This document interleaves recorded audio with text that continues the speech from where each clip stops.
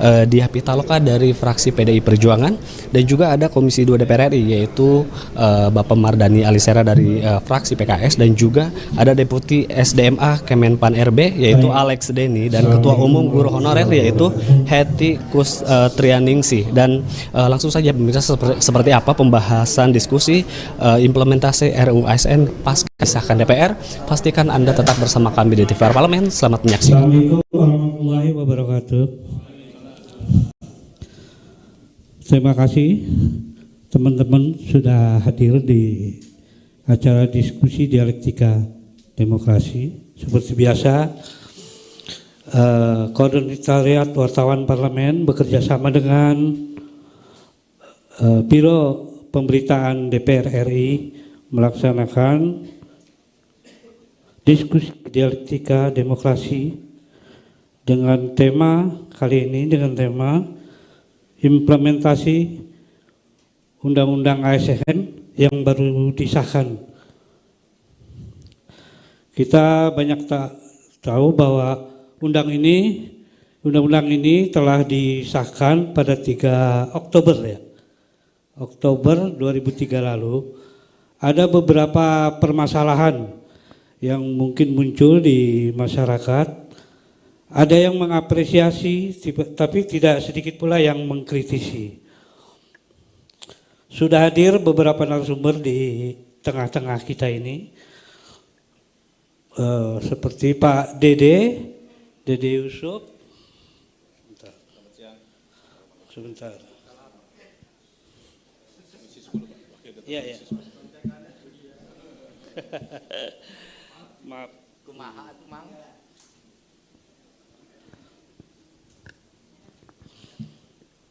Ya, Komisi 10 ya. Pak Dede Yusuf Komisi 10. Kemudian ada Ibu Diah Pitaloka ya. Mohon maaf Ibu ya, maklum. Orang tua, iya. Kemudian ada Ibu Hetty dari PGHN LSI. Dan Bapak Alex Denny dari Deputi SDM Aparatur Kementerian RB. Selamat siang. Terima kasih sudah hadir di acara ini. Ada beberapa permasalahan yang muncul di tengah masyarakat bahwa masih ada gap antara ASN dengan P3K ya. Masih ada gap gitu. Kemudian muncul beberapa, terutama terkait soal kesejahteraan dan beberapa masalah lainnya. Oleh karena itu, untuk pertama kami beri kesempatan Pak Dede untuk menyampaikan paparannya. Silakan.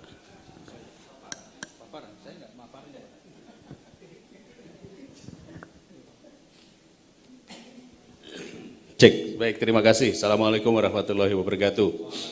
Selamat siang, salam sejahtera bagi kita semua. Ibu Diah Pitaloka yang kami hormati, Pak Denny ya Pak ya. Pak Denny dari Kemenpan RB, Ibu Hetty, Pak Moderator dan teman-teman dari media DPR. Dialog ini selalu menjadi daya tarik bagi kami di Komisi 10 karena ketika kita berbicara tentang bagaimana perjuangan kawan-kawan honorer, terutama guru honorer, ini sudah kami lakukan sejak 2020, 2021, 2022 sampai 2023. Mungkin kawan-kawan dari honorer juga memahami. Ketika ini adalah semacam peninggalan dari P1 dan P2 sejak 2018 mungkin ya. THK 1. Kebetulan waktu dulu kami di Komisi 9 kita perjuangkan untuk tenaga kesehatan sudah masuk itu 48.000. Nah, sekarang ini kita teruskan, kita sudah sempat melakukan berbagai rapat gabungan. Alhamdulillah Menteri Pendidikan kemudian membuat sebuah pernyataan, kita akan buka lowongan 1 juta guru honorer untuk menjadi P3K. Nah ini menjadi semangat, maka kami push. Waktu berjalan, berbagai permasalahan yang keluar itu adalah masalah harus lewat tes, nah kira-kira gitu. Karena itu undang-undang ASN. Tentu kami akhirnya dari Komisi 10 juga meminta agar terjadi afirmasi. Afirmasi itu adalah dalam tanda kutip boleh dikatakan sebagai pemberian penghargaan kepada mereka yang 50 tahun plus, 35 tahun, lalu kemudian yang sudah melewati berbagai fase. Karena banyak yang tua-tua juga. Alhamdulillah akhirnya masuk di tahap pertama 100 sekian ribu, lalu tahap kedua, nah sekarang ini sudah mungkin tahap ketiga atau keempat, berdasarkan paparan dari Dirjen GTK, itu sudah sekitar 500.000 orang yang lolos, dari 900.000 pendaftar. 500.000 orang yang lolos tes, yang sudah mendapat SK, yang berjalan ongoing ini masuk sampai 600.000. Ya, artinya kita sudah bersyukur ada yang berhasil. Yang masuk formasi, nah yang masuk formasi dan dapat gaji itu kurang lebih baru sekitar, maaf saya mungkin lupa datanya Pak ya, baru sekitar 400 ribuan. Artinya sudah lolos tetapi belum ada formasi. Atau ada juga yang sudah lolos, ada formasi, belum dapat gaji. Nah, sampai sini saya tarik dulu. Gaji itu dimasukkan ke dalam APBN melalui anggaran pendidikan. Jadi tiap tahun itu kita sudah mengalokasikan hampir 19 triliun untuk memberikan gaji. Nah, itu masuknya berupa DAK kalau nggak salah. DAK pendidikan. Dan ada daerah yang belum memberikan informasi, kami akhirnya minta juga kepada Menteri Keuangan untuk menahan DAK khusus untuk gaji guru. Nah, update terakhir yang kami lakukan bersama dengan Kementerian Pendidikan memberikan sebuah konsep. Jika daerah tidak membuka formasi, maka pemerintah menawarkan menawarkan PP. Pengangkatan itu bisa dilakukan oleh sekolah sendiri. Jadi sekolah boleh mengangkat dengan catatan mengambil dari database yang ada. Nah, waktu kemarin itu ramai marketplace, kami minta ganti akhirnya menjadi ruang talenta guru. Nah, itu bisa memilih dari yang ada di ruang talenta.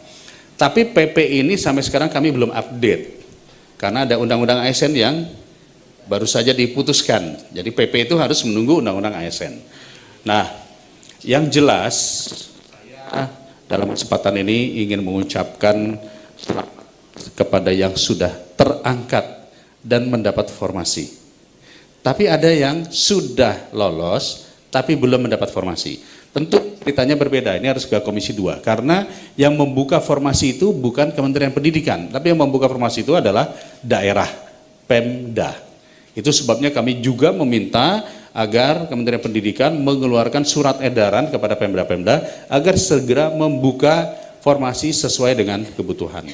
Nah, itulah kondisi kita saat ini yang belum kami bisa update karena menunggu undang-undang ASN. Selanjutnya tentu justru saya ingin duduk dan mendengarkan bagaimana respon pada undang-undang ASN yang sudah diketok agar PP-nya ini turun. Itu jadi ceritanya. Demikian moderator. Baik, terima kasih Pak Dede. Untuk selanjutnya silakan Ibu, barangkali ada pesan yang diharapkan dengan diundangkannya undang-undang ini. Terima kasih. Assalamualaikum warahmatullahi wabarakatuh. Yang saya hormati Kang Dede Yusuf, pimpinan Komisi 10, Pak Dendi ya, dan Bu Eti. Ini Bu Eti perjuangannya panjang juga. Dan kami di Komisi 8 DPR RI Ini juga salah satu yang bobot honorernya itu, pegawai honorernya cukup tinggi, terutama di Kementerian Agama.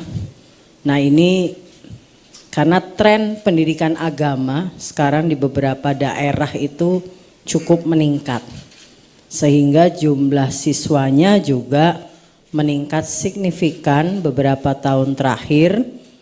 Sementara ini dikelola karakternya, contohnya madrasah ya, madrasah itu ada yang negeri dan swasta. Total kebutuhan honorer, yang honorer ini tunjangannya masih Rp250.000. Nah ini tentu kurang layak lah ya kalau kita bicara outline-nya kesejahteraan tenaga pendidik. Nah tenaga pendidik ini ya bayangin guru madrasah misalnya Rp250.000, ya pasti ada kerja sambilan, ya kan, entah dagang, entah. Ini yang membuat tentu untuk dunia pendidikan keagamaan membuat konsentrasinya juga tidak concern juga gitu, jadinya kepada proses kurikulum belajar. Kita melakukan ada yang namanya penyesuaian, itu kalau di Kementerian Agama di pendidikan keagamaan itu namanya in-passing. In-passing ini penyesuaian honornya kemudian meningkat menjadi Rp1,5 juta. Nah dari total kebutuhan 660.000, ini madrasah aja ya biar ada gambaran karena itu porsi yang terbesar. Yang in passing ini 2022 sebesar 88.000 dan 98.000 2023. Artinya kurang lebih masih ada kekurangan sekitar 428.000 guru yang posisinya masih guru honorer. Ini kalau di daerah-daerah kita juga berharap selain keterjangkauan, pemerataan akses terhadap rekrutmen, baik itu proses in passing, ini belum bicara ASN ya, baru in passingnya aja itu kayaknya udah perjalanannya jauh banget gitu ya, dan masih sampai ke level ASN yang dalam tanda kutip oke, bridgingnya P3K kalau dalam undang-undang ASN yang baru itu masih harus ada kayak tangga-tangga perjuangan untuk memperjuangkan status tenaga kependidikan atau keguruan. Kita nih di pendidikan agama juga ada satu perhatian yang menurut saya juga penting, guru pendidikan agama yang kekurangan masih kurang lebih 71.000 guru. Nah artinya apa? Artinya pembelajaran pendidikan agama ini termasuk di sekolah umum nih Kang Dede, itu kadang lintas agama. Misalnya agama Kristen yang ngajar agama Hindu, agama Islam di yang mungkin ketersediaan guru Kristennya lebih tinggi diajar Kristen atau saling akhirnya. Ya tentu patokannya kurikulum. Tapi secara substansi ini menurut saya sangat penting gitu, karena dasar mendapatkan pengajaran agama di dalam ruang pendidikan kita itu merupakan hak dasar. Nah ini juga salah satu kegelisahan orang tua, dan poin besarnya adalah akses guru terhadap kesejahteraan ini masih sangat kurang. Yang kedua, ketersediaan guru, kekurangan guru di ruang pendidikan keagamaan. Dan ketiga, ya ini belum bicara P3K.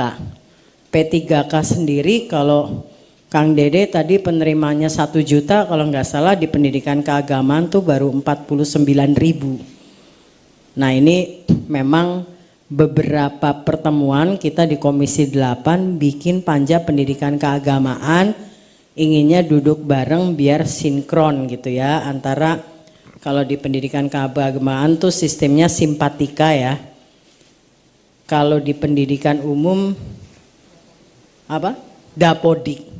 Nah sinkronisasi sistem penerimaan keguruan ini, sistem manajemen keguruan ini yang harusnya ngobrol bareng sama Menpan RB. Ya, kadang datanya di pendidikan keagamaan, kenapa penerimaannya segitu? Karena tidak terbaca data. Nah, tidak terbaca data karena problemnya apa? Sinkronisasi sistem pendataan. Nah, kita berharap ini keinginan baik pemerintah untuk juga tidak terhambat hal-hal yang sifatnya teknis di kementerian. Jadi harus selalu konsolidasi, koordinasi, karena kayak pendidikan keagamaan terbacanya jadi kecil karena data yang masuk kecil. Nah, ini yang kita berharap undang-undang ASN ini sangat bagus sekali semangatnya, tapi tolong diturunkannya kerjanya kalau lebih koordinatif, lebih ada sinkronisasi dan lebih cepat. Ya, apapun perjuangan, saya juga sedih juga ada beberapa guru yang hari ini sudah masuk usia pensiun.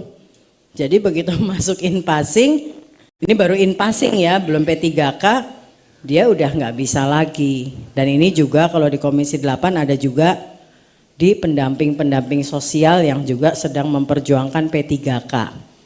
Yaitu dari saya segitu gambarannya, terima kasih. Baik, terima kasih Ibu.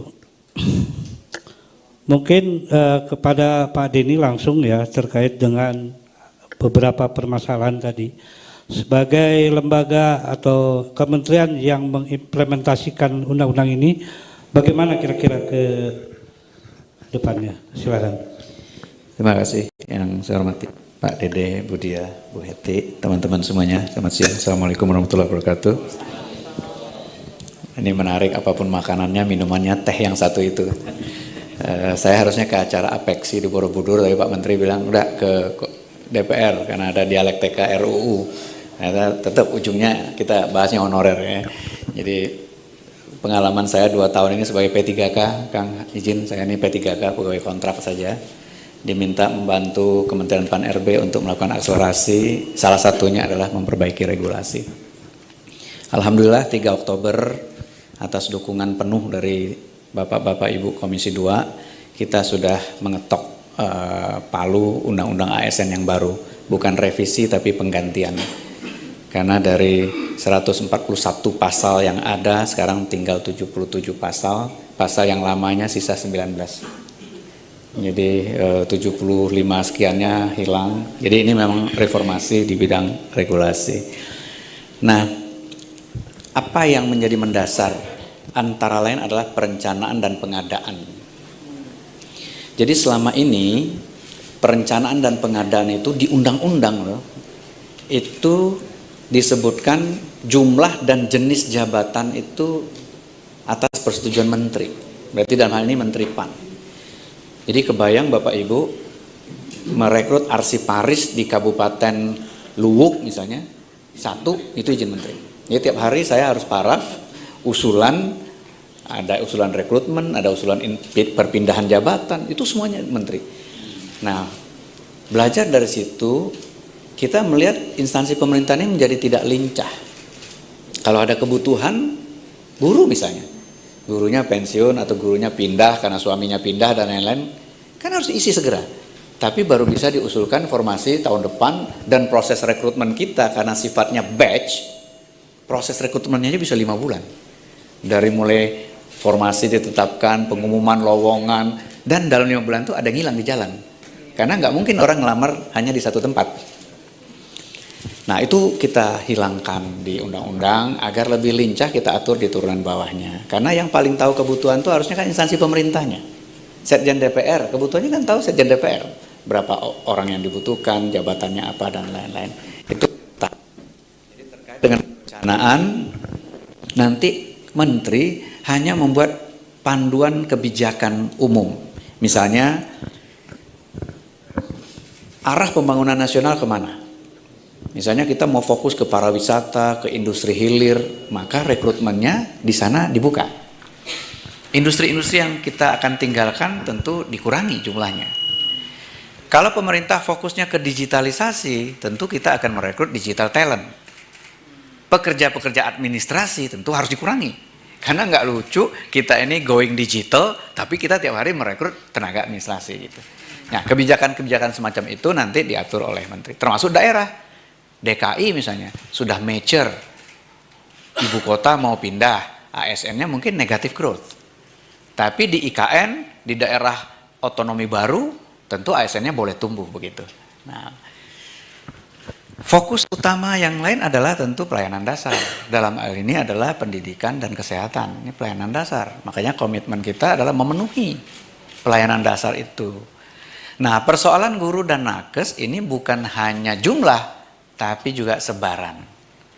2021, saya baru masuk 2021, itu rekrutmen 2021 itu kan selesainya 2022. Kalau tidak salah saya angkanya di atas 170.000 formasi di daerah 3T, yang ngelamar aja nggak ada. Yang ngelamar nggak ada. Karena itu di undang-undang yang baru ini dibuka ruang pemerintah, dalam hal ini menteri, bisa menetapkan itu. Jadi misalnya atas rekomendasi Menteri Pendidikan misalnya nanti di daerah tertentu gurunya kurang, kita bisa rekrut di situ. Kalau sekarang nggak bisa, karena sekarang prosesnya adalah diusulkan oleh instansi, dalam hal ini Pemda, ditetapkan oleh Menteri. Jadi kalau instansinya nggak ngusul, kita nggak bisa netapin. Jadi nanti nggak diusulkan pun kalau pemerintah merasa itu prioritas, ya kita akan rekrut di situ. Termasuk mobility-nya. Beberapa sekolah kita mungkin kelebihan guru. Tetapi beberapa sekolah yang lain kekurangan guru. Nah, nanti bisa kita lakukan talent mobility. Kenapa bisa ada sekolah kelebihan guru? Begini ceritanya. Honorer, ini kan PR lama kita. Honorer ini kan memang satu datang dari kebutuhan. Kita bikin sekolah, ASN-nya belum ada. Ya udah rekrut honorer dulu dong. Sementara proses rekrutmennya panjang. Nah, selama ini begitu proses rekrutmen dibuka, teman-teman honorernya diberi kesempatan ujian, seleksi. Bisa lulus, tapi kalah ranking. Jadi lulus passing grade, tapi kalah ranking. Posisinya dia diisi orang baru, honorernya tetap di situ. Lalu kita belajar terus. Kasih afirmasi dong. Kasih poin 10 karena dia sudah mengabdi. Lulus, tetap kalah ranking. Ya tetap dia nggak dapat informasi. Maka tahun lalu kita ubah. Prioritas nomor 1 adalah yang udah lulus passing grade dulu dong. Masukin dulu. Jangan diadu lagi mereka sama orang lain. Taruh dulu. Prioritas kedua siapa? Teman-teman honorer yang sudah mengabdi lebih dari 3 tahun. Jangan diadu bareng-bareng dengan orang baru. Itu dulu. Diadu sesama teman-teman honorer. Kalau formasinya 5, orangnya 5, aman. 5-5-nya dapat pasti. Kalau formasinya 5, orangnya 10, ya diseleksi di antara 5 ini begitu. Baru nanti orang baru kita tes. Nah, strategi yang lama-lama adalah passing grade-nya diturunin terus biar teman-teman ini bisa lulus. Akibatnya secara agregat kualitas kita tentu turun. Karena passing grade-nya kita turunin dengan harapan teman-teman ini bisa lulus. Padahal dia lulus kalah ranking. Maka sekarang kita ubah strateginya. 80% rekrutmen tahun ini, 80% loh ya. Itu adalah mengakomodasi teman-teman non-ASN honorer. 20%-nya rekrutmen baru. Dan rekrutmen baru ini kita kasih passing grade kalau perlu setinggi-tingginya agar kita dapat kualitas yang bagus. Tetapi yang 80% rekrutmen non-ASN ini kita nggak ngomong passing grade, kita ngomong ranking aja. Tetapi karena regulasi menyatakan harus seleksi, peraturannya bilangnya harus CAT, diikutin, tetapi sebetulnya itu hanya quote and quote untuk memastikan prosedurnya dijalankan. Nah, sebelum prosedurnya kita ubah.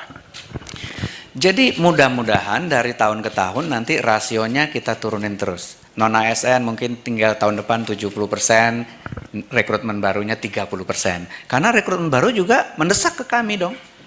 Kenapa kok non-ASN aja yang dikasih kesempatan honorer, yang kami juga ingin mengabdi begitu. Fresh graduate. Jadi pelan-pelan nanti kita rebalance. 60-40, 50-50, sampai ini sudah selesai semua, makanya nanti mungkin 80-20-nya rekrutmen barunya 80. Nah itu grand strategi blueprint penyelesaian. Begitu ketemu guru, ada lagi constraint pendidikan, diatur di undang-undang, guru dan dosen minimum pendidikannya diatur di peraturan turunannya. Tenaga honorer yang XS K1, K2 ada yang tidak memenuhi kualifikasi pendidikan itu. Linearitas. Itulah sebabnya di undang-undang, ya kalau teman-teman baca, kita tidak lagi bicara kualifikasi akademik itu sebagai prinsip. Karena di mana-mana rekrutmen di muka bumi ini orang nggak peduli lagi sama pendidikan akademik itu.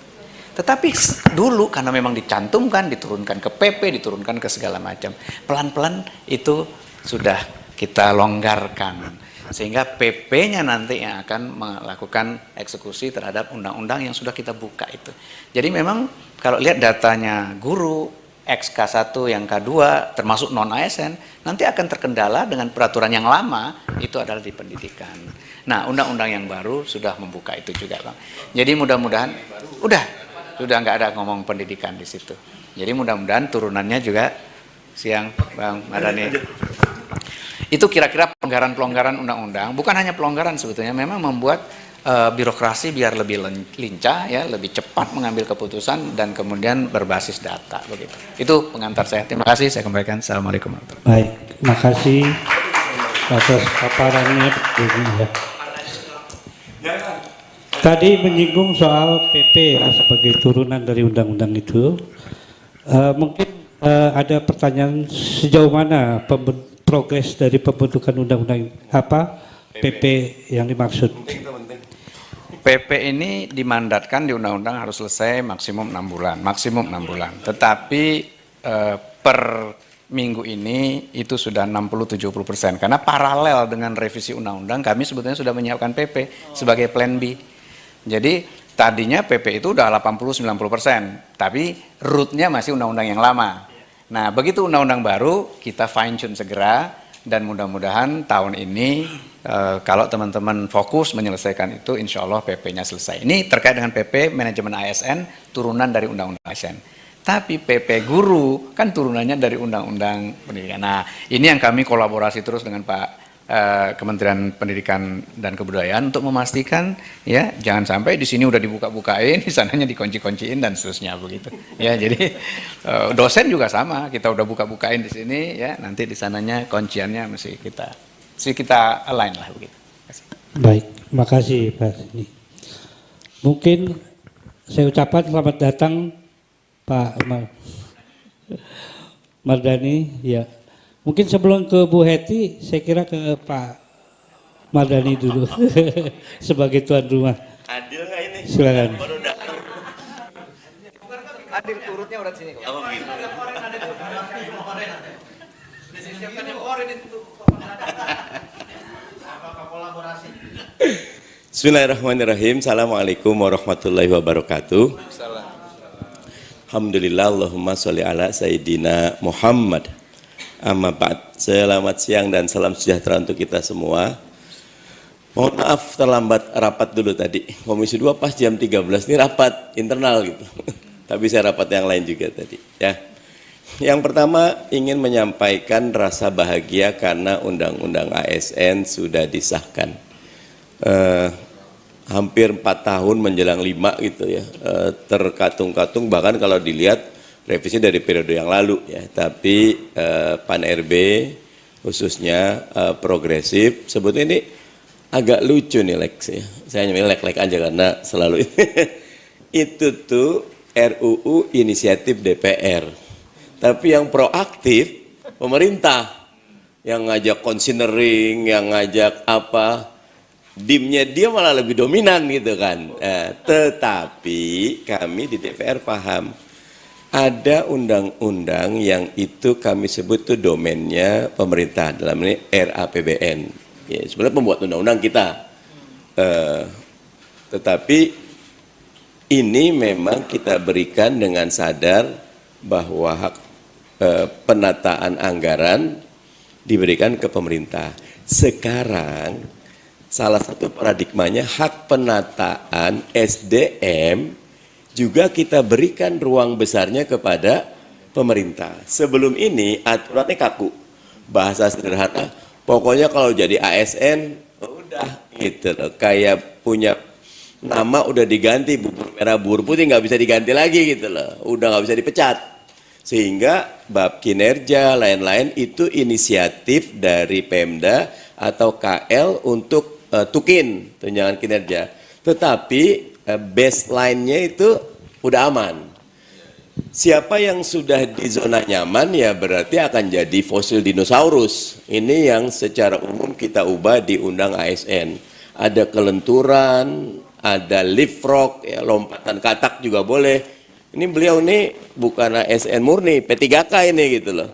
Dari mana-mana, tapi bisa sampai ke level yang menentukan karena memang kualitasnya ada gitu loh. Kami ingin yang merit system itu diwujudkan dalam saya baca satu buku The Elephant That Can Dance itu, gajah yang bisa menari. Gajah kan lamban. Kita ingin kita ini negara yang super besar. Saya ingat Pak Habibie mengatakan we are not a country, we are a continent. Kita bukan negara, kita ini benua gitu loh. Saking gede dan besar. Ya, nih kalau data kecil gitu. 5,5 juta kilometer persegi total wilayah kita, 65%-nya lautan. Daratan cuma 35%, yang 35 dicacah jadi 17.000 pulau.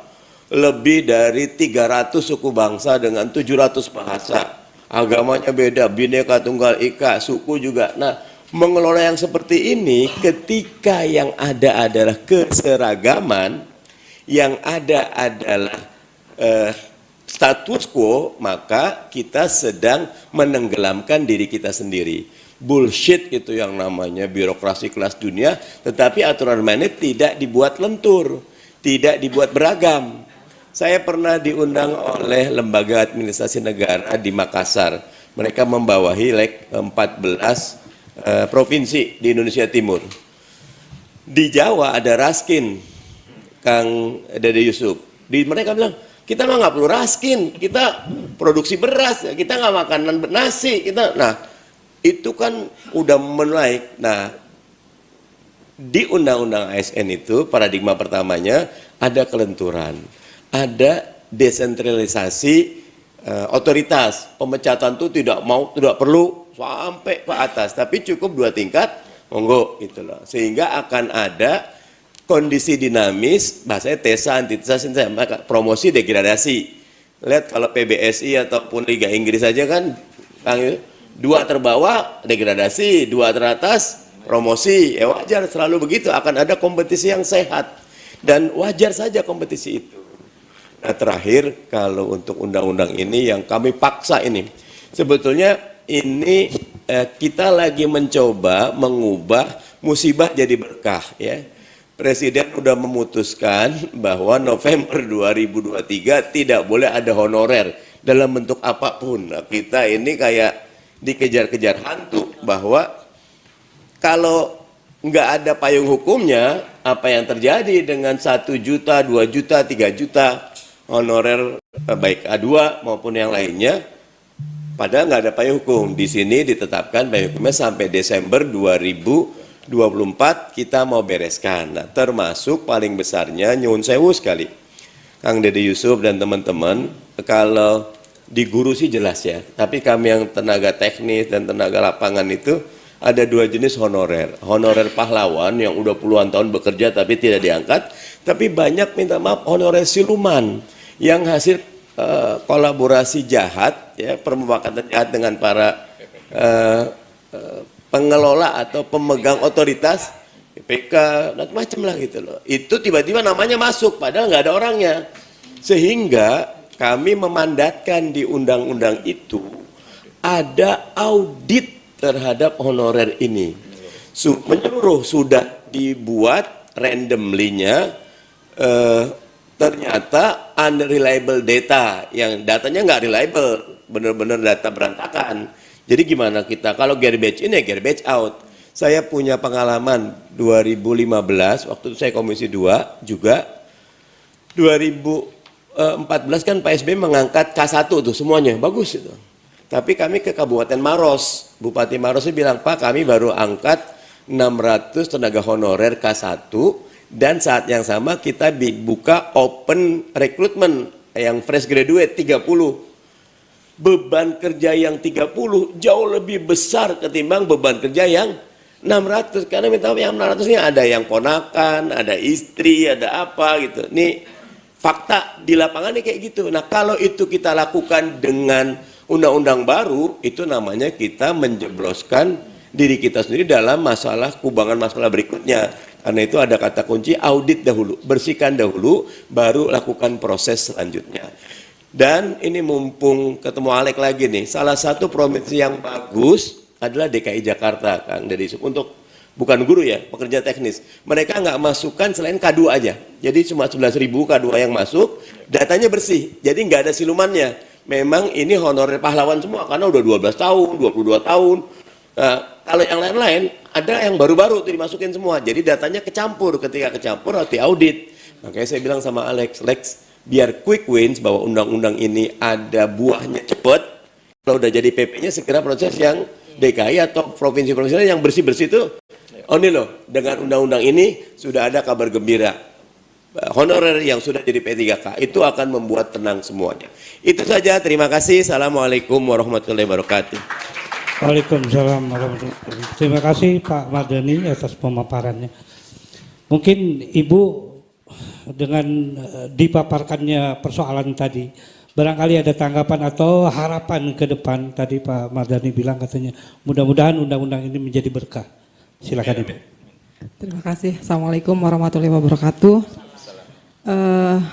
Saya ucapkan syukur, alhamdulillah Bapak di sini dihadiri oleh Komisi 10, diwakili Pak Dede, Komisi 8 oleh Bu Dia, ada Kemenpan RB oleh Pak Alex Denny. Saya tadi was-was Pak Doli, Komisi 2 datang kan ya, saya gitu, saya tunggu-tunggu Pak. Alhamdulillah, bukan Pak Doli, sorry Pak ya, maaf. Sama aja. Pak Mardhani, maaf. Saya pernah WA Pak, saya pernah WA beliau waktu pertama-tama kita berjuang Pak. Jadi hari ini memang saya sangat bersyukur banyak pihak dari DPR RI maupun dari Kemenpan RB, cuman kurang satu sebenarnya Pak Dede, dari Kemendikbud. Jadi 99% sempurna. Diwakili Komisi 10. Iya, jadi alhamdulillah. Jadi saya perwakilan dari guru honorer negeri lulus passing grade tahun 2021 Pak. Mungkin yang sudah sering bolak-balik ke DPR RI dan kementerian terkait, bahkan Kemendagri itu pernah kita datangi juga. Sekarang saya duduk di sini, banyak pesan-pesan dari teman-teman dari Sabang sampai Merauke bisa dikatakan seperti itu Pak ya. Inginnya hadir hari ini, cuman kayaknya nggak muat kalau hadir hari ini. Jadi titip salam buat para pemangku kebijakan, undang-undang ASN ini kita sambut dengan ucapan alhamdulillah. Karena memang dari paparan mulai dari Pak Dede sampai Pak Mardhani itu sangat-sangat memperhatikan honorer. Saya setuju kalau honorer memang harus diaudit, memang betul Pak. Seharusnya waktu P3K kemarin tuh audit, bener nggak orangnya ada gitu kan. Kemarin kejadian ada siluman juga Pak yang sudah kerja di pabrik bisa jadi P3K itu ya karena sekarang sudah ketok palu dapat SK ya kita juga guru juga mau tuntut ke mana juga udah ya sudahlah gitu, akhirnya guru balik begitu lagi ya Pak Dede. Jadi saya setuju sekali Pak, kalau memang kalau memang ada audit saya setuju. Ini P1 Pak, yang prioritas 1 Pak Alex mungkin Pak Alex sudah tidak asing lagi. Saya luar biasa dari komisi 2 aspirasi kami waktu itu meminta membatalkan tahap 3. Di ACC Pak, alhamdulillah tahap 3 dibatalkan, jadi saya tes hanya 2 kali. Seharusnya tes sampai 3 kali, saya tes 2 kali dan alhamdulillah lulus, tapi masih belum dapat formasi. Jujur di situ memang ini unek-unek aja ya Pak ya. Sebenarnya formasi itu masih ada. Kenapa pada tahap 2 itu yang sudah lulus itu kenapa di ranking, memang kalau memang kalah ranking seperti yang Pak Alex Denny tadi katakan, kalah rankingnya bukan kalah ranking karena nilai, tapi kalah ranking karena guru induk, kan seperti itu. Jadi kalau bisa dikatakan kalah ranking kayaknya enggak juga Pak, kalah kebijakan. Karena walaupun nilainya kecil, kalau dia guru induk di situ, yang formasinya dibuka di situ, saya nilainya besar, ya tetap saya nggak dapat. Jadi bisa dikatakan bukan kalah ranking, kalah kebijakan gitu karena guru sekolah induk yang lebih diutamakan. Pertama memang dampak yang dari awal ya Pak Dede ya, karena ada pergeseran guru antara guru swasta dan guru negeri, akhirnya regulasi diubah kembali. Itu memang karena ada suara dari bawah Pak. Guru ada pergeseran guru yang negeri kegeser sama yang swasta. Jadi akhirnya ada bentrokan antara guru negeri dan swasta. Itu saya sangat prihatin melihat hal ini. Dengan adanya undang-undang ASN ini, Pak Mardhani, Pak Alex, saya sih berharap untuk P3K ini kemarinnya kan sudah ada bocoran draft RUU yang ada P3K paruh waktu dan P3K penuh waktu. Jadi otomatis sekarang P3K itu ada 2. Dipecah lagi. Awalnya ASN ada 2, PNS dan ASN P3K. Sekarang P3K dipecah kembali. Nah, P3K penuh waktu dan P3K paruh waktu. Waktu itu saya pernah dapat bocoran info itu sebelum RUU itu tersebar Pak. RUU tersebar waktu awal. Dan ini sedikit laporan lah Pak ya, bukan curhat. Dengan adanya RUU awal itu yang menyebutkan honorer bisa menjadi PNS yang tadi Pak Dede bilang secara langsung tanpa tes, itu menjadi saya pengen duluan. Saya K2. Bahkan ada yang korban Pak, sudah ada kena tipu puluhan juta karena itu K2 Pak. K2 itu jujur kemarin ada yang WA saya, dia ingin karena K2 kan saya memang harus diutamakannya Pak. Sekarang juga masih menyisakan, belum terakomodir semua itu, dia kena puluhan juta. Karena RUU yang kemarin Pak Mardhani yang ada itu, nah setelah kemarin disahkannya undang-undang ASN ini, di situ saya baca sekarang ya alhamdulillah hak dan kewajiban P3K dan PNS di situ tidak ada bedanya. Kalau sudah tidak ada bedanya, lalu kenapa masih ada kontraknya gitu? Kalah dengan undang-undang ketenagakerjaan. Kalau di buruh itu, karena bapak saya kerja di pabrik Pak, kalau buruh itu ada masa percobaan mungkin ya Bapak Ibu ya. Kerja berapa tahun nanti jadi karyawan tetap. Lah ini kalau misalkan ASN P3K kontrak 5 tahun bahkan tidak rata 5 tahun Pak. Ya kan? Kalau melihat yang manajemen ASN yang kemarin ya, itu minimal 1 tahun. Jadi ada daerah yang tidak mengambil maksimalnya tapi mengambil minimalnya. Sedangkan untuk tahap mendapatkan SK itu prosesnya sangat panjang Pak. Belum juga 1 tahun udah ada terima SK belum 1 tahun udah habis lagi kontraknya. Jadi saya berharap kalau nanti ada undang-undang turunannya atau disebut PP tadi itu Pak, memang masukan-masukan dari kami itu dipertimbangkan kembali. Karena yang memang yang tahu di lapangannya yang merasakan langsung itu kan kami gitu. Karena kalau RDP surat kami kemarinnya di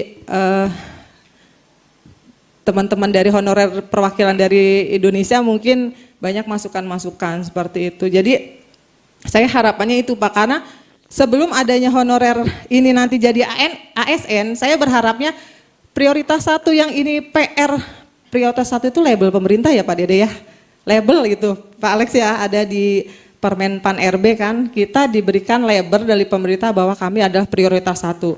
Tapi sampai hari ini itu masih menyisakan sekitar, kalau data yang kemarin saya baca masih ada 12.000 orang itu belum terakomodir di P3K tahun ini. Saya berharap sebelum nanti undang-undang ASN ini diberlakukan, yang honorer bisa langsung jadi P3K atau apa, ya mohon kami yang sudah mengikuti alur proses dari 2001 ini dipikirkan dahulu gitu, supaya tidak ada lagi kesenjangan sosial atau ada golongan yang merasa tidak adil gitu, karena kami sudah merasa, sudah mengalah. Kemarin observasi kita nggak dapat lagi, yang honorer observasi dapat, kita nonton lagi, sekarang 12.000 lagi Pak. Saya berharap Pak Dede jangan lelah untuk mengawal P1 ini. Harapannya itu Pak. Itu aja mungkin. Sama satu lagi Pak Dede waktu itu pernah ngomong di RDP atau di rapat ya. Sekarang P3K sama PNS hampir tidak ada bedanya. Tapi masih ada peraturan yang membedakan dari pakaian. Kalau P3K harus pakai hitam putih. Nah itu mohon dievaluasi kembali. Kalau memang sudah judulnya ASN, ya nggak perlu dibedain lagi lah Pak bajunya gitu. Toh hari Rabu juga kita bajunya hitam putih semua kan Pak. Seperti itu. Mungkin itu Pak. Kurang lebihnya saya mohon maaf. Wassalamualaikum warahmatullahi wabarakatuh. Terima kasih Bu Titi. Tapi ada pertanyaan nih Bu dari beberapa dari masyarakat lah terutama terkait soal apakah betul sebagai pihak yang merasakan langsung di lapangan, apakah betul ada semacam perbedaan perlakuan antara PNS dengan P3K? Katanya bahwa pemerintah selama ini lebih meninak bobokan PNS ketimbang P3K, betul nggak?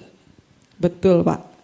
Honorer malah Pak, kalau P3K gajinya lebih agak ada rasanya ya.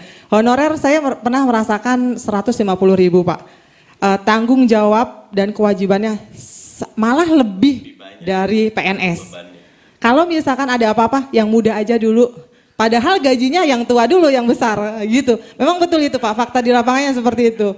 Kalau golongan 4B udah gaji luar biasa, tambah lagi sertifikasi. Nah honornya cuma 150.000 Pak, ongkos aja udah habis. Kadang anak Bu Guru minta ini, Bu Guru dikasih sama saya Pak, walaupun itu pun 3 bulan sekali. 150 3 bulan sekali ya, tapi Allah nggak tidur Pak. Sampai 150.000 saya bisa duduk bareng sama Pak Dede. Gitu Pak. Baik, ini menjadi PR bagi kementerian selaku yang berkewajiban untuk mengimplementasikan undang-undang ini. Baik, kepada teman-teman barangkali ada yang mengajukan pertanyaan atau sekedar memberikan masukan atau apalah, silakan. Baik. Ya, Pak Erwin dari realitarakyat.com. Tadi Pak Munib bisik-bisik ke saya katanya mau nanya. Saya bilang mau nanya apa, orang belum ada pemaparan mau nanya. Pak Erik atau siapa? Udah Pasli, silakan. Pak Eko, oke, silakan. Ya, Assalamualaikum warahmatullahi wabarakatuh. Terima kasih sudah datang semua narasumbernya Pak. Jadi memang pertanyaan saya mungkin untuk Pak Alek nih, saya agak bingung juga melihat memang kemarin itu yang sudah lulus itu Pak nanti nasibnya bagaimana? Karena kan belum dapat formasi seperti yang dibilang Ibu ini. Terus yang kedua, kalau seumpamanya nanti terjadi di daerah, ini kan kalau saya lihat ini Pak, ini egonya antara pusat dengan daerah sangat tinggi. Nah kalau seumpamanya nanti penugasannya juga seperti yang dibilang Ibu tadi, mereka kepala daerah itu membuatkan SK-nya itu dipilih yang minimal. Sementara bagi yang dianggap sebagai tim suksesnya itu dikasih yang maksimal. Itu kira-kira nanti ada nggak aturannya yang dibuat, yang baku, agar tidak ada nanti pilih kasih antara tim suksesnya dia dengan yang bukan tim sukses. Sekian, Assalamualaikum warahmatullahi wabarakatuh. Silakan. Terima kasih, nama saya Eko dari suarainvestor.com. Kang Dede, Bu Diah, Pak Alek, Pak Mardani dan Bu. Saya hanya ingin menanyakan sebenarnya berapa kuat sih kekuatan APBN kita untuk melakukan untuk membiayai ASN non ASN ini. Kalau terus menerus sampai 2045 ini kan beban berat sekali. Belum ASN yang pensiun, ini kan makin berat juga. Daya bebannya seberapa kuat sampai 20 tahun mendatang itu.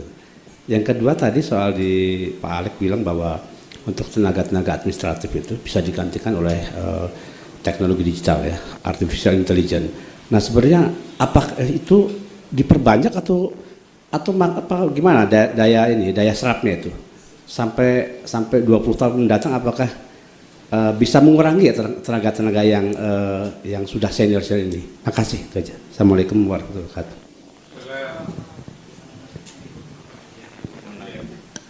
Baik. Silakan.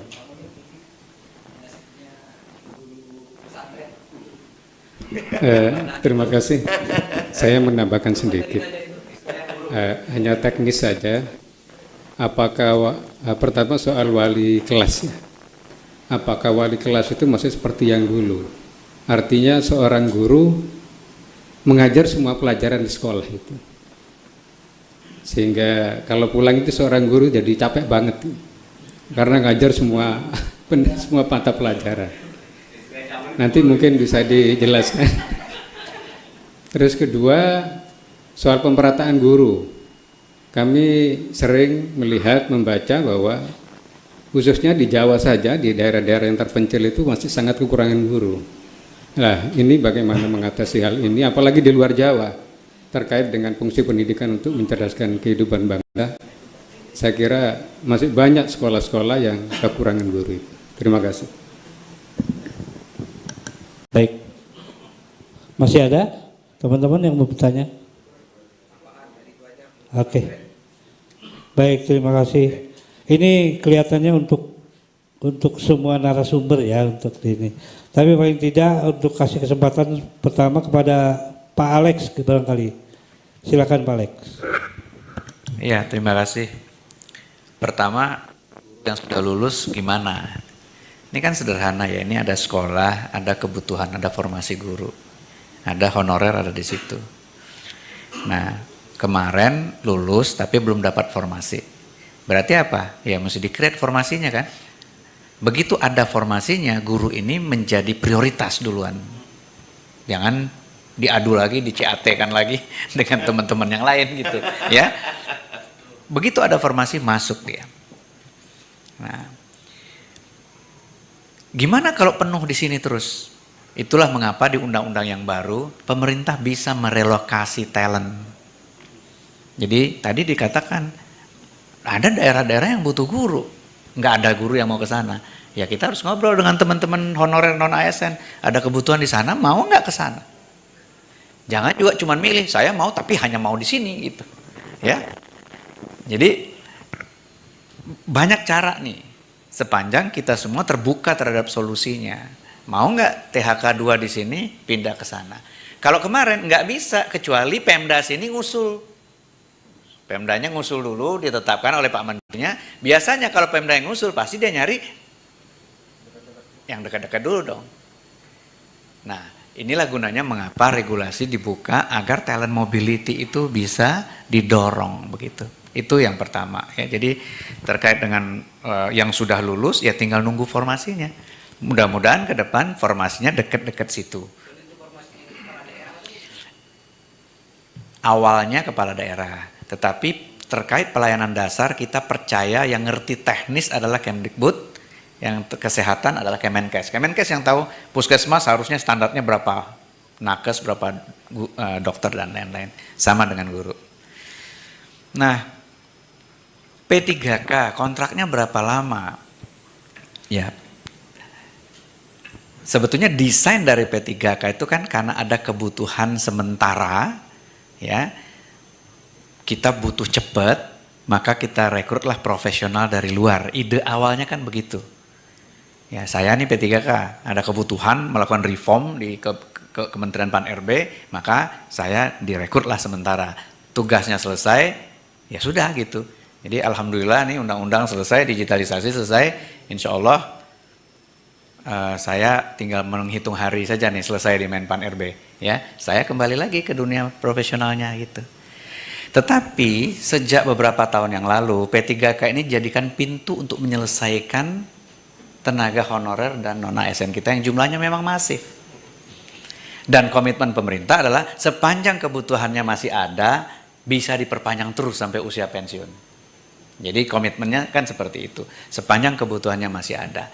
Nah ini terkait tadi dengan pertanyaan Pak Eko, anggarannya seberapa kuat?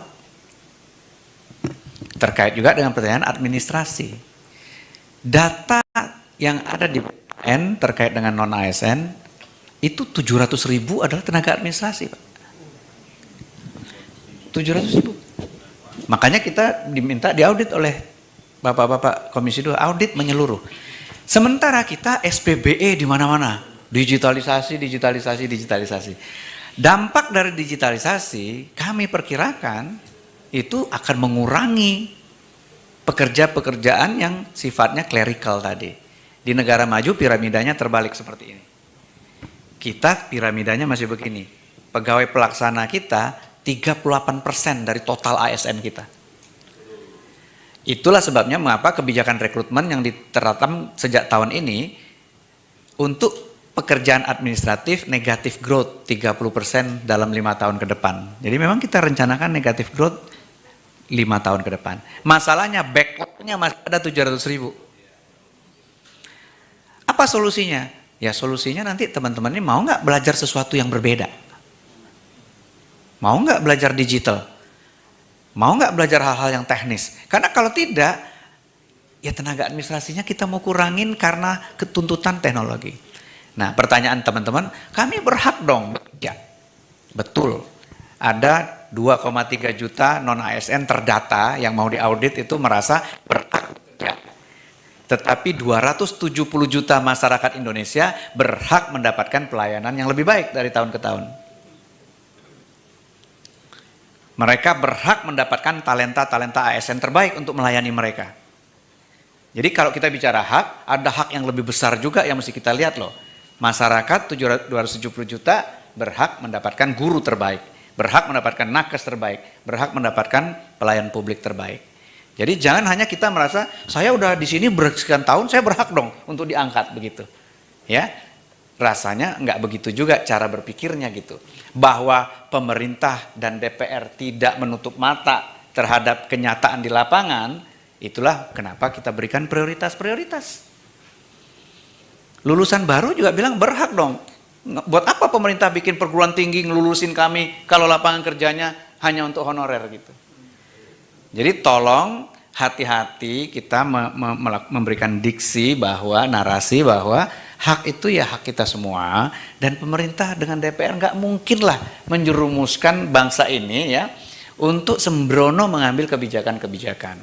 Kita datanya mesti kita taruh di meja, kita ngobrol begitu. Ada 700.000 pekerja administrasi yang merasa berhak menjadi PNS. Lah, sementara PNS-nya sendiri mau kita kurangin jumlahnya.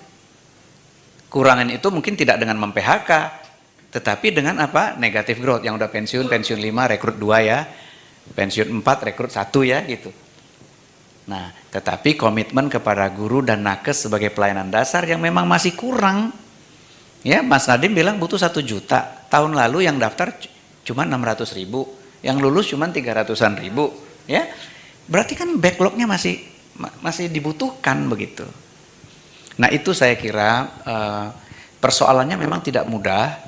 Ya, karena tadi ada yang memang pahlawan kalau bahasanya Bang Mardhani, ada yang dompleng juga di kebijakan ini gitu, dompleng aja gitu. Ya, pokoknya nanti kalau diangkat. Kadang-kadang yang domplengnya keangkat duluan lagi. Ya. Nah, ayo kita kawal bareng-bareng. Nah, ke depan strategi kami apa? Bikinin platform digital, masukin datanya ke sini, dikunci dulu, tertutup. Ya, setelah kita audit nanti dikunci di sini, inilah prioritas itu, nggak bisa lagi keluar masuk. Dan dengan undang-undang yang baru, kalau ada PPK nakal bisa dicabut kewenangannya, tarik ke level tertinggi. Jadi kalau bupatinya nakal, kewenangannya tarik ke gubernur. Ya, hanya dengan begitu kita bisa menertibkan birokrasi kita begitu.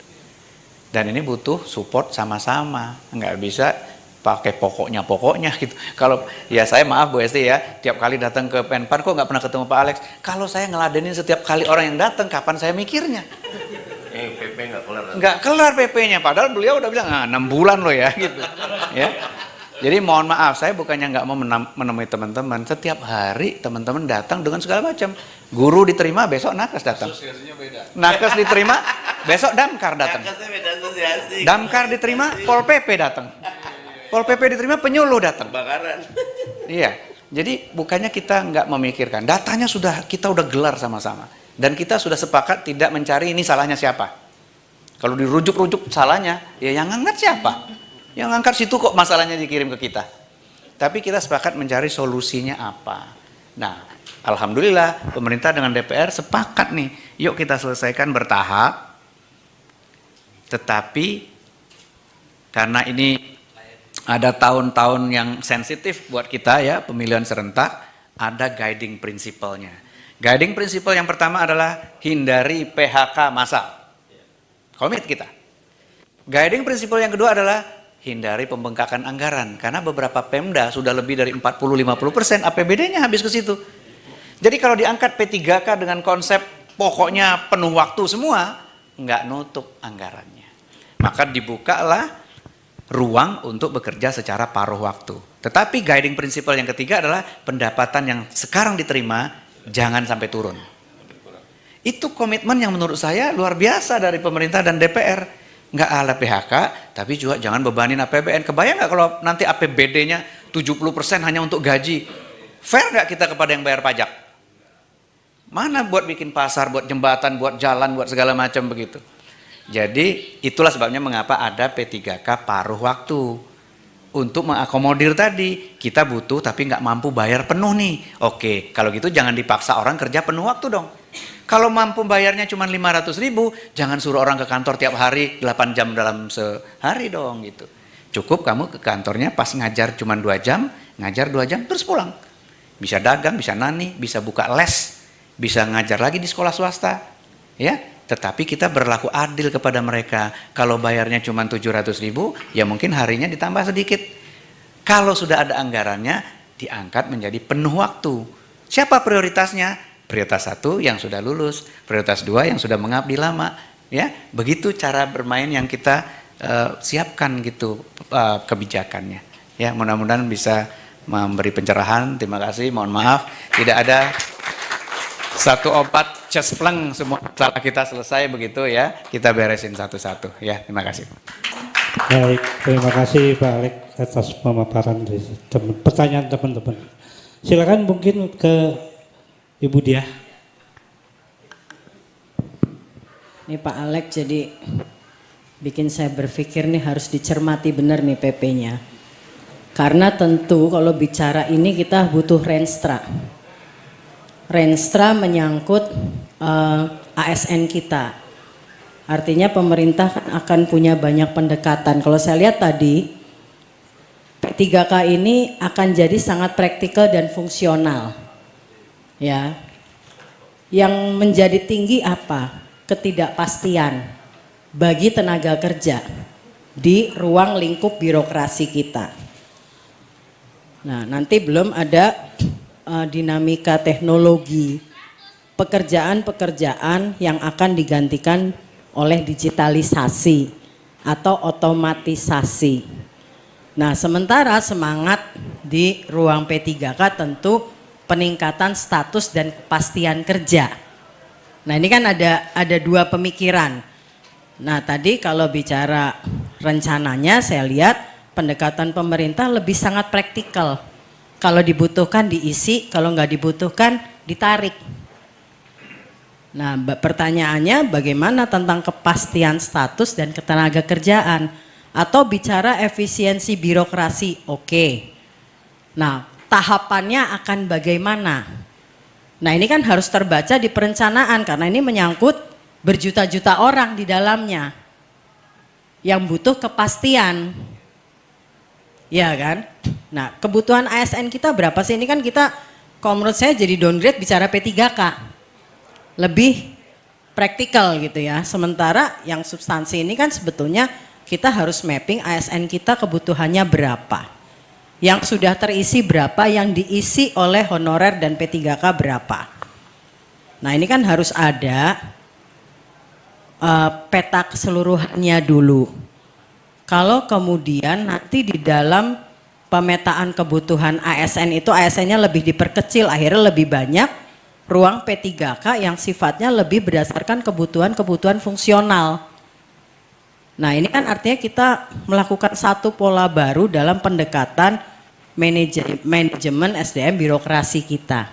Nggak masalah, cuma menurut saya yang berhak tahu adalah mereka yang bekerja di dalam sistem ini. Karena yang meningkat, yang meninggi adalah ketidakpastian status dan ya status dan juga nasib pekerja di dalamnya. Kalau hari ini dia P3K yang tadinya 2 tahun tiba-tiba berganti kebijakannya menjadi 1 tahun. Nah orang-orang ini akan gimana gitu? Atau P3K 3 tahun, setelah 3 tahun dia harus berganti apa? Jualan kue. Kan ini kan menyangkut planning orang.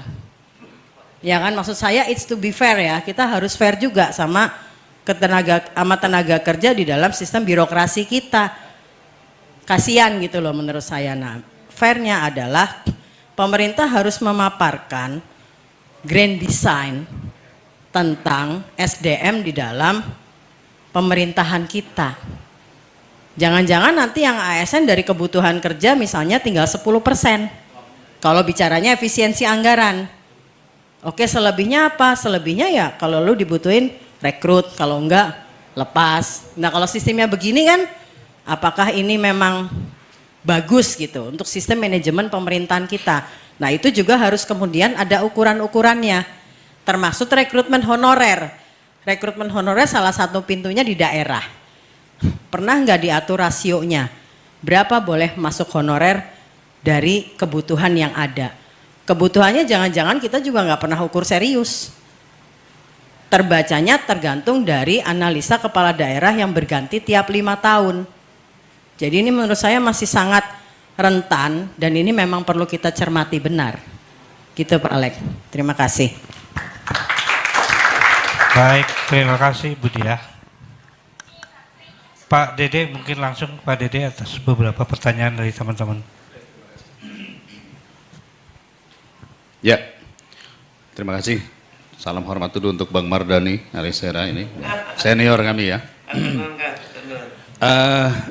Saya mendengar cerita Pak Denny ini mengapresiasi apa yang dilakukan pemerintah ya, cukup progresnya cukup cepat.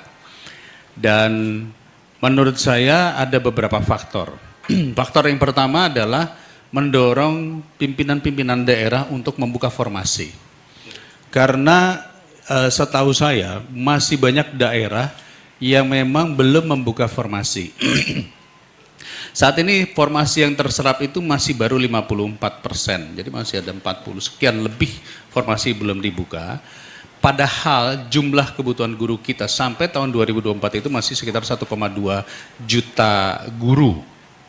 Nah, tadi sudah disampaikan Pak Denny bahwa untuk tenaga teknis seperti kesehatan dan pendidikan ini menjadi penting. Kenapa?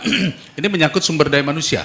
Sumber daya manusia peserta didik kita yang tiap tahun year on year itu kan 40 jutaan sampai 50 juta peserta didik. Nah kita mau mencetak peserta didik kita seperti apa ya sangat bergantung dari gurunya. Nah jadi saya juga sepakat, guru juga harus kita upgrade, kita tingkatkan ya. Kalau ada skill, reskilling, ada upskilling dan sebagainya. Namun saya juga sangat sepakat ada yang namanya apa tadi audit. Memang benar ini saya setiap hari ini masuk di media sosial saya yang mengatakan, "Kok kenapa yang itu yang masuk, kenapa bukan yang ini?" Itu terus yang diceritakan. Tapi nggak pernah ada yang menceritakan, "Pak alhamdulillah ya sudah 500.000 yang masuk" gitu. Nah oleh karena itu kan yang positif nggak lapor. Iya. Yang masalah semua. Iya. Makanya jadi sudah berbagai upaya kita dorong, salah satunya adalah memberikan sanksi kepada pemerintah daerah yang tidak membuka formasi keuangan. Nah lalu kemudian ini mumpung PP-nya belum ada, Kementerian Pendidikan sudah mengusulkan adanya RPP, rancangan peraturan pemerintah. Ada 3 opsi yang ditawarkan. Jadi opsi yang pertama adalah membuka yang disebut sebagai ruang talenta.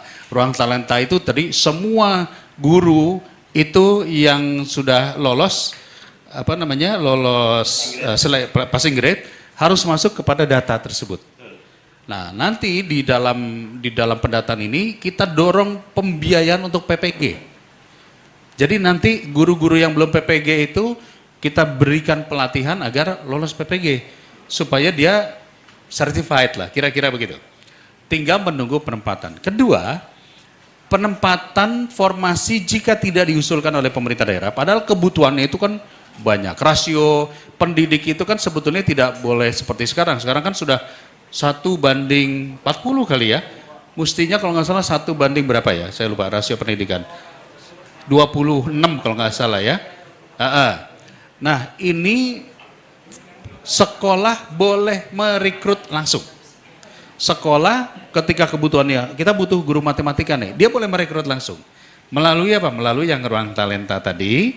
Nah kalau sudah direkrut, maka otomatis pembiayaan ditransfer langsung ke sekolah.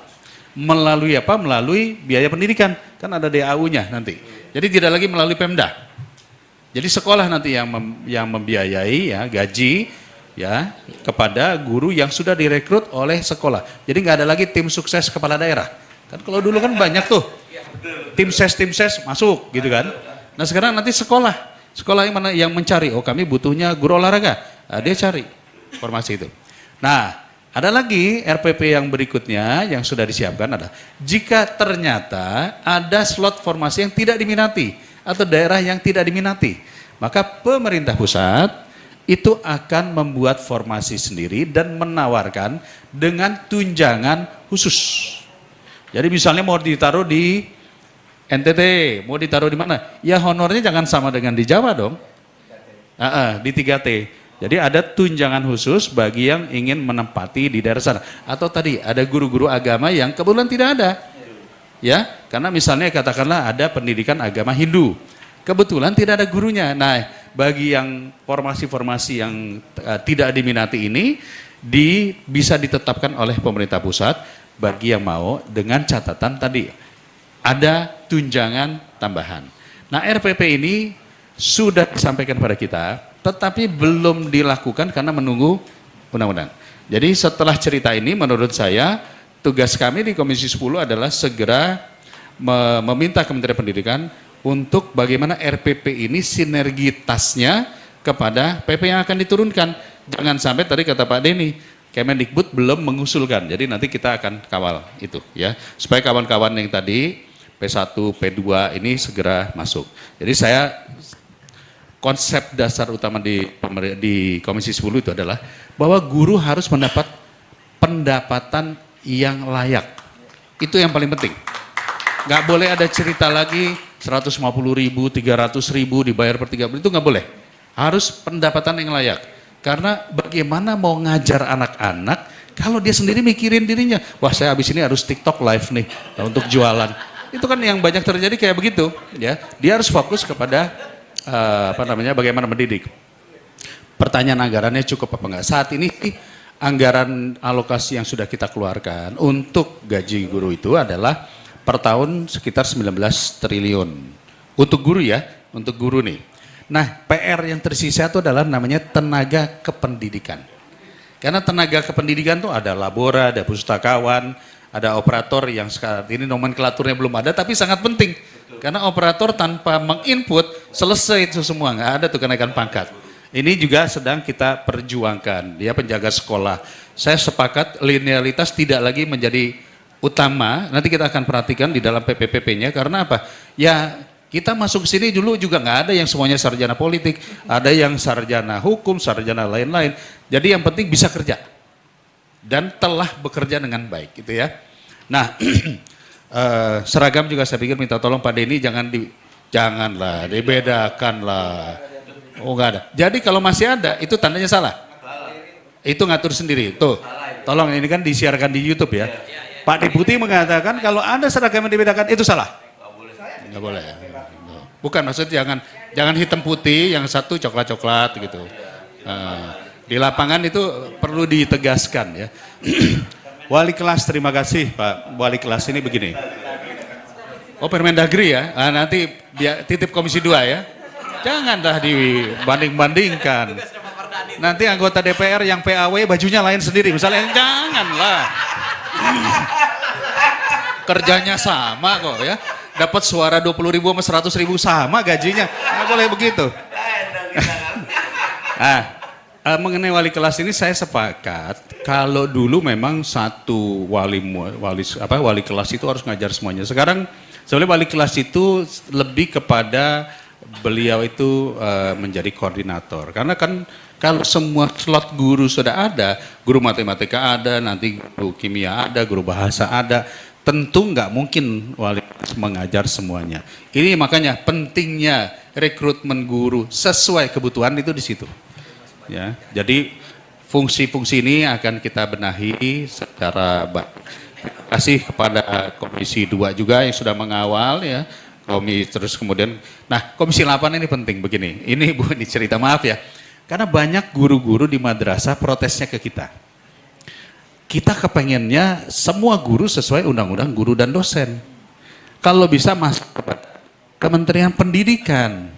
Supaya kita bisa atur pendapatannya, atur peningkatan kapasitasnya.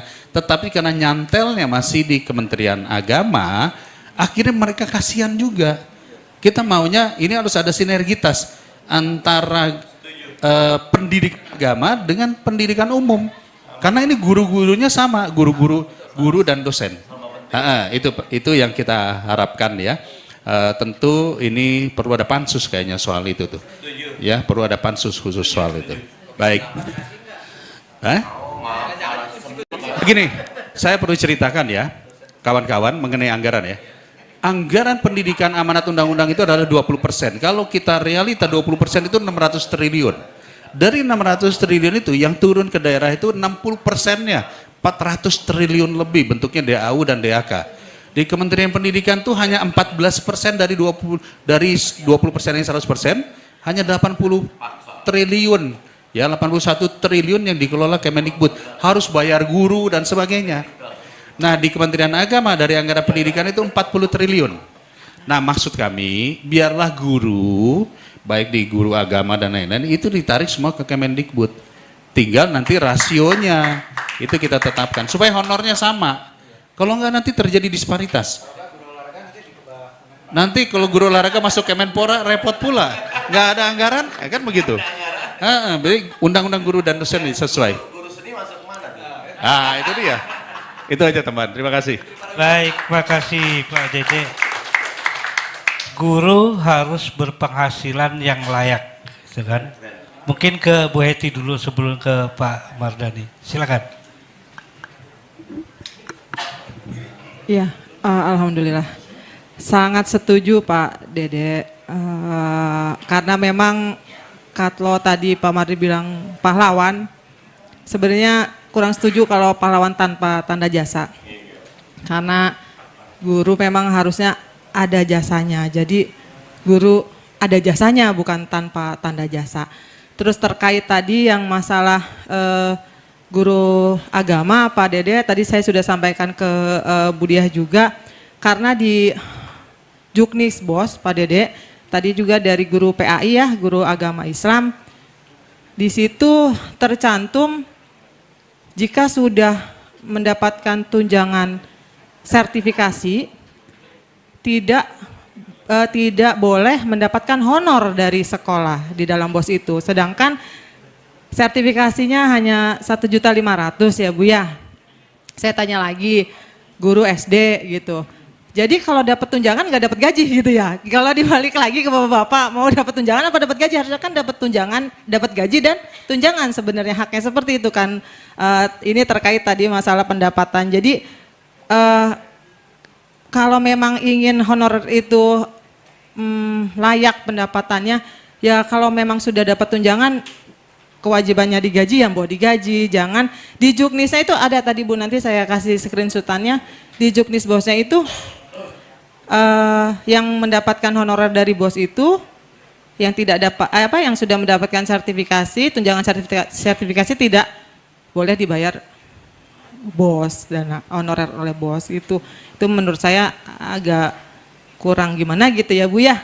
Mudah-mudahan tadi yang inspasing itu katanya yang madrasah Bu. Jadi kalau yang guru bos Kemendikbud Bu. Iya Kemendikbud, bos dari Kemendikbud. Jadi kan kalau sekolah negeri itu kan dapat bosnya dari Kemendikbud kan Bu ya. Nah itu guru PAI, PAI-nya sertifikasinya dari Kemenag. Seperti itu. Jadi karena dia sudah sertifikasi tidak boleh dibayar oleh dana bos. Ya. Nggak boleh digaji oleh dana bos. Jadi nggak boleh boleh kalau mau dapat tunjangan, kalau kata logika saya dapat tunjangan berarti nggak dapat gaji gitu. Kalau seperti itu kan seperti itu. Seharusnya kan dapat gaji dan tunjangan ya Pak ya. Jadi ya itu mohon dikaji kembali ini juknisnya untuk pengelola BOS, untuk dana BOS itu seperti apa, karena kemarin juga untuk guru yang membina ekstrakurikuler itu tidak boleh mendapatkan honor. Sedangkan kalau sudah bekerja di luar jam kerja, itu aturannya kan sudah jelas ya Pak ya, berarti kita nambah jam kerjanya, ekskul itu di luar jam kerja kita. Biasanya gitu. Jadi itu juga kemarin sempat rame yang dapat tambahan pekerjaan membina ekstrakurikuler tidak mendapatkan honor. Jadi kitanya ya balik lagi teman-teman juga, ya gimana ya Bu, udah capek-capek harusnya sudah sampai rumah kita harus dapat tambahan, tadi Bapak bilang sampai rumah capek itu Pak.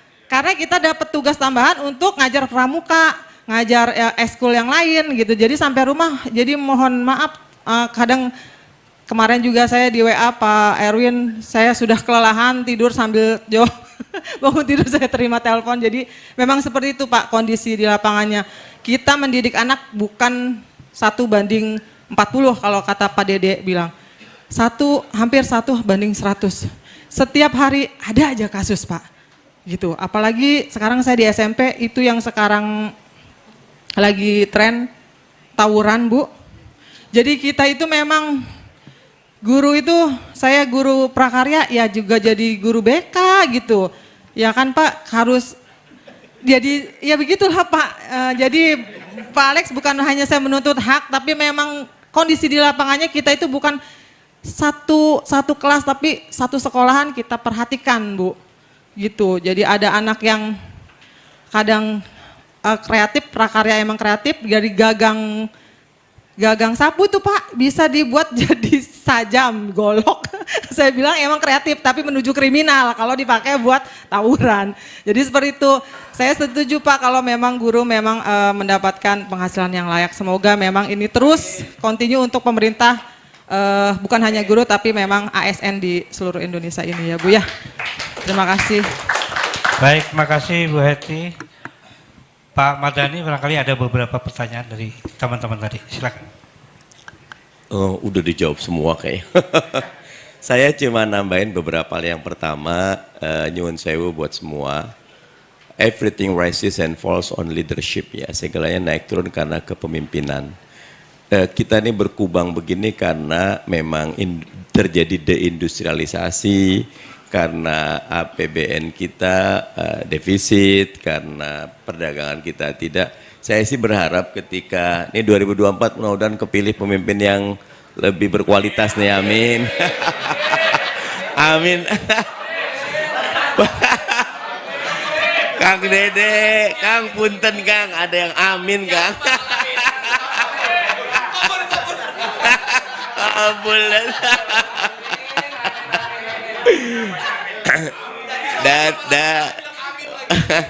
Dari kubu Kang Dede luar biasa calon presidennya, Tedia juga luar biasa. Kami juga mudah-mudahan dari tiga calon presiden ini betul-betul bisa mengelola Indonesia sehingga bisa keluar dari middle income trap countries ya. Ini negara sebenarnya kayak gini nih, like kalau kita baca semua negara yang kejebak kelas menengah tarik-tarikan. Kalau kita udah mulai naik aja naik kelas nih. Saya ketemu Mas Menteri. Mas Menteri bilang, kita punya program for international student assessment, ya, PISA score.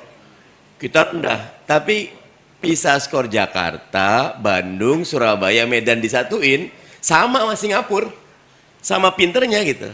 Jadi memang PISA score itu ada kaitan dengan tingkat pendidikan, makin tingkat ekonomi, makin ekonomi tinggi ya ini naik gitu loh. Nah tinggal problemnya mudah-mudahan ke depan tadi pusat pertumbuhan ekonomi kita makin banyak gitu loh, startup kita makin bagus, UMKM kita naik kelas, koperasi, nah itu memerlukan ekosistem bisnis, ekosistem peraturan, birokrasi, investasi macam-macam. Itu yang mudah-mudahan kalau ngelihat visi misi sih bagus-bagus semua nih, mudah-mudahan cepat tercapai. Karena gini, kita berkutat di sini, kalau hulunya nggak selesai, ya jadi kita ya kayak Panjat Pinang, udah di atas ditarik turun lagi nggak maju-maju gitu.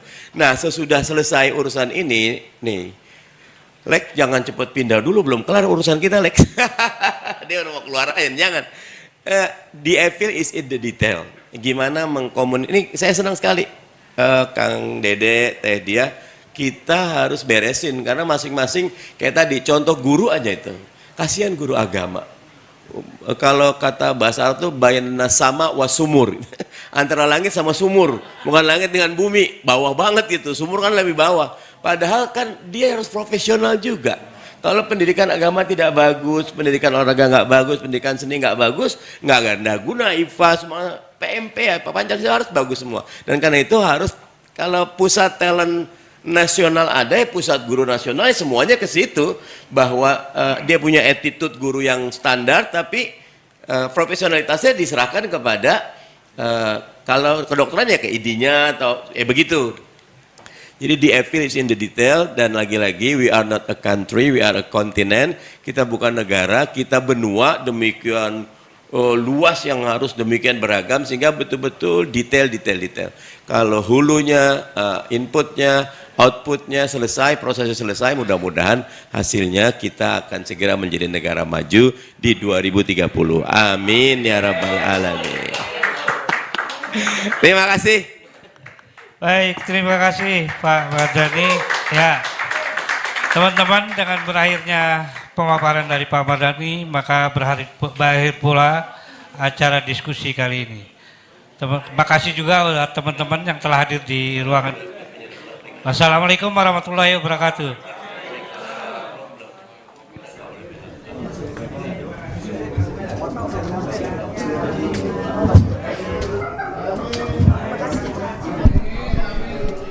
Misi. Baik pemirsa, tadi kita baru saja menyaksikan bagaimana diskusi forum legislasi dengan tema implementasi LSN pasca disahkan oleh DPR. Ada dari banyak hal yang disampaikan oleh para narasumber terkait bagaimana implementasi yang sudah dan harus dilakukan oleh pemerintah. Tentu saja harus ada konsolidasi